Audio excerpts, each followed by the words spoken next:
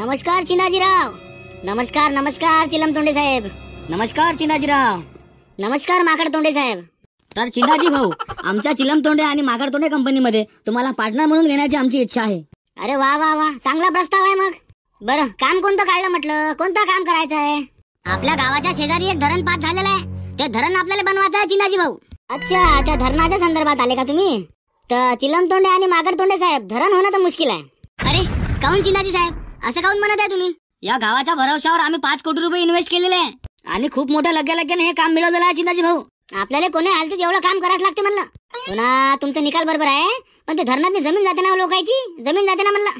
आणि या गावातनी जमीन जाणं म्हणजे खतरनाकच काम आहे. खतरनाकच काम आहे ना. या गावातले लोक सह्या करत नाही चिमल तोंडे साहेब. म्हणूनच तुमच्यासोबत बिझनेस करायचा आहे ना चिनाजी साहेब. नाही का चिनाजी? अबे काय होते बेले, का हो म्हणून दे ना. सका मामा राजा, आपण होतं म्हणून देऊ. मग काम नाही झालं तर काय करशील? मला तर जरासं लोचल काम वाटू राहिलं म्हटलं हे. अरे काही लोचल नाही ना, का पाहून घेता येते ना पुढची पुढे. आणखी तुला ते बंडू पाटलाचा विषय सांगायला जायला म्हटलं, तो त्याच्या पोरीची भूम केली म्हणते नाही का, पाहून गेली म्हणते म्हणून. आणखी कोणी डंका वाजवला माया नावाचा? चम्मा आले बंडू पाटील पहिलेच तर भडकून आहे मायावर. ते जाऊ दे, ते नंतर बोलू, पहिले याच्याशी बोल बरं तू. जरासा विचार करायला लागते बा मला. एखादा मला काही हो नाही म्हणतात. बरं, माई पार्टनरशिप किती राहील? माई पार्टनरशिप किती राहील म्हटलं? तुमची पार्टनरशिप 25% राहील म्हटलं चिनाजीराव. 25% म्हणजे माझ्या हिशोबाने होते 4 करोड रुपये. त्यातले काही लागत पकड, चला 2 करोड तर उरण. बरं, ते जागा कुठे आहे म्हणलं धरणाची? जागा पाहिला का ना आपल्याला? कुठं धरण पास झालं, काय झालं ते? कोणतरी बंडू पाटील आहे बा तुमच्या गावचा, त्याच्या वावरा शेजारी झालं म्हणते धरण पास. काय? बंडू पाटलाच्या वावरा शेजारी? मग तर आपलं काम होणं तसं मुश्किल आहे हो. नाही, जरा जिदेल माणूस आहे ते. प्रेमानं सांगितलं तर समजणार नाही का? नाही राजू, समजून घेण्यासारखा माणूसच नाही आहे तो. आई, कायचा विषय चालू आहे भैयाचा? कोणत्या धरणाच्या कॉन्ट्रॅक्टच्या गोष्टी करू राहिले ते? अरे ते धरण नाही पास झालं का रे बंडू पाटलाच्या वावरापाशी? त्या धरणाचा विषय आहे.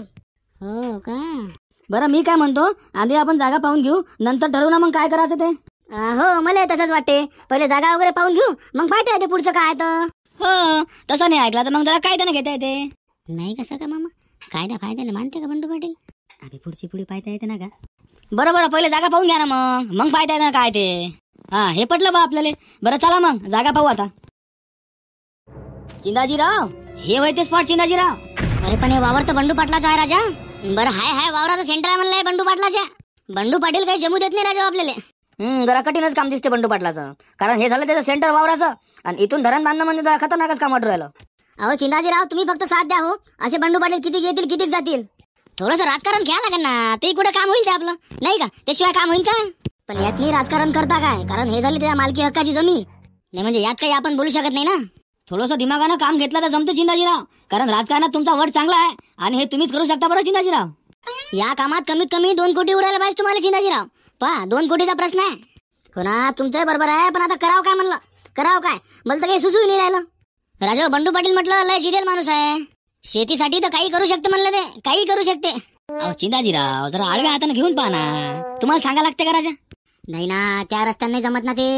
अरे लयच हुशार माणूस आहे ते, लयच हुशार माणूस आहे म्हणतो. एक रस्ता आहे म्हणलं, एक रस्ता आहे करशील तर त्या सविता भाभीची भेट घ्यायला लागते, तेही जमते ते काम. तसं तर नाही जमत बा. अबे हो, पण ते सविता भाभी बी राजी झाली पाहिजे ना. अबे फेक ना 2-4 बंडल, काऊन राजी नाही होत? अरे कायची कुजबूज चालू आहे चिंदाजीराव? पहा जरा ताकद लावा, जमते ना हे. लय मोठं काम नाही ना राजा. आणि तसे आपण त्याला शेतीचे पैसे तर देऊच राहिलो ना हो, फुकट थोडी मागू राहिलो काही. आता एक इलाज आहे गड्या, तेवढा करून पाहतो मी, मग पाहतो जमते का तर. पण मला तर नाही वाटत की बंडू पाटील जमू देईन म्हणून. अरे लय चत्रा माणूस आहे तो. राजकारणात चांगलाच वोट आहे ना त्याचा बी. अरे काय का चिन्या मामा, कुकडे आलता? काय काम काढलं म्हटलं इकडं बंडू पाटलाच्या वावराकडं? अरे काही नाही रे भिका, कामानिमित्त आलतो म्हटलं. कामानिमित्त आलता? बंडू पाटलाच्या वावराकडे कोणतं काम काढलं म्हणा तू तर येत नाही रे काही इकडं चिन्या मामा. अबे भिक्या, आलता कामानिमित्त. चौकाच्या घरात सवय गेली नाही का तू? भल्लाईची बेकार सभा व्हायला काले. इकडचं ऐकून तिकडं सांगणं, तिकडचं ऐकून इकडं सांगणं. दुसरे कोणते काम आहे बे तुला भिक्या? काय राजा सखा मामा, काही बी म्हणशील का? अबे तुम्ही का पागल समजता का या भिकाले? बंडू पाटलाच्या वावरात धरण बांधता नाही संध्याकाळीच बंडू पाटलाला सांगतो. नाही बंडू पाटलानं कच्चं खाल्लं तुम्हाला तर मला म्हणा. बरं भिक्या, जाय बरं तू, काम करू दे आम्हाला आमचे. जाय बरं लवकर. बरं बा, जातो बा चिन्या मामा. पहा चिलम तोंडे साहेब, तुम्ही काही टेन्शन घेऊ नका. जुगाड लावून पाहिजे तुम्ही. जमला तर जमला जुगाड. आता ग्रामपंचायतच्या निवडणुका आहेत ना समोरच. गावाच्या उन्नतीसाठी शेती लागते म्हणून सांगून द्यायचं असं गावात, म्हणजे जनतेच्या भरोशातनी अटकून द्यायचा बंडू पाटील. मग तर ऐकल. पाहू बा आता काय होते तर. बरं चिंदाजीराव, लागा मग तयारीले. हो ना. अरे धोंडू, आज ते मात्यावाला चना डवरून घ्या बरं. मात्यावाल्या वावरात जा आणि तेवढे डवरे हाणून घ्या बरं. आज दगडूला सोबत घेऊन जाय. दोघं जण त्या वावरात जा आणि तेवढे डवरे हाणून घ्या आज. अरे पाटील, पण मी काय म्हणतो, वावर डवराला नाही आलं ना ते आणखी टाइम आहे म्हणलं त्याला आणखी डवराले. अरे काही फरक नाही पडत ना. आज डवरला काय आणि 4 दिवसांनी डवरला काय, करणं तर आपल्याला आहे ना. नाही तर काय तर मी तेच म्हणून राहिलो ना, माथ्यावर एकटं जाणं होत नाही आपलं. फक्त येताना गवत आणजा म्हणलं बैलासाठी, रातभर पाहिजे बैल आले खाले. आणि दगडू तू जायच्या आधी तेवढी एक म्हैस देऊन टाकजो बरं. नाही हो पिंटाचे पप्पा, जेवण करता जेवसान तर ताट करतो म्हटलं. मग जेव्हाच म्हणलं मी थांबून जेवतो, तुम्ही जेवून घ्या ना. माय जरा जेवून घेतलं असतं, मोकळी झाली असती मी. मग जरा पापडा लाटतो म्हणलं. बरं बा, कर ताट कर, आलोच. आज म्हटलं माथ्यावाल्या वावरातनी बाया आहे का नाही निघाले? हा, ते वांगे निंदाचे होते ना. हो आहे ना, 15 बाया आहेत. 15 मजूर पाठवलं बा तुंगेवाली ना. हो, ते वांगे झाले पाहिजे ना निंदून लवकर. अरे पाटील, मी काय म्हणत होतो, जरा पैशाचं काम होतं म्हटलं मला, तर 4,000 रुपये भेटन का मला?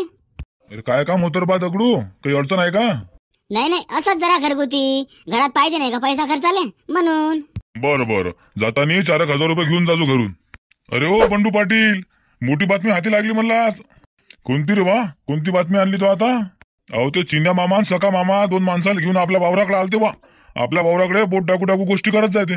मला तर वाटते नवीन धरण पास नाही झालं का, ते आपल्या वावरातून बांधते वाटते बा, असं वाटू राहिलं मला तर. कारण ते 2 माणसाचे आहे ना, ते मला ठेकेदार वाटत होते. त्या मायची खटखट या चिंध्याच्या, त्या चिंध्याले बंडू पाटला सांगा दणके घेतल्याशिवाय गमतच नाही वाटते. म्हणजे काय गोष्टी करत जाय, गोष्टी गिष्टी नाही ऐकल्या का तो? नाही ना, लय दूर होते ते, माथ्यावर होते. इतका दूर पैदल गेलो म्हणले मी आपल्या फार्म हाऊस पासून. बस तिथं गेलो मी की त्याने विषय बंद करून टाकला. आणि झालं मग त्या चिंतानं मला खेळून लावलं. जाय म्हणे, तो काय काम आहे म्हणे इथं. विचारलं मी त्याला, तू कायले आलता म्हणलं इकडं? काही नाही बा, काम होतं म्हणे थोडंसं. म्हटलं कोणतं काम होतं त्यानं, काम काही सांगितलं नाही बा. पण मी सांगतो ना, 100% ते धरणाचाच विषय घेऊन राहिले होते. आणि त्या जागेवर धरण बांधते म्हणजे बांधते. धरण बांधते म्हणजे तिथं का त्याच्या बापाची ठेवी आहे का? अबे मी पाहतो ना बे, धरण कसा बांधते ते चिंध्या. अरे बंडू पाटील, मी काय म्हणतो, सरकारी काम आहे, जरा शांततेनं घ्या म्हणलं. नाही तर जमीन गमावसान बरं तुम्ही. अवे भिक्या आहे तोपर्यंत लोड नका घेऊ ना. हो, निकाल बातमी इकडे आणतो ना, तुम्हाला सांगतो निकालच. होईल का भिक्या, तेवढं तरी काम करले का आपलं? तुला निहाल करून टाकतो म्हणलं मी. आता मी पाहतो ना ते चिंध्या धरण कसा बांधते तो.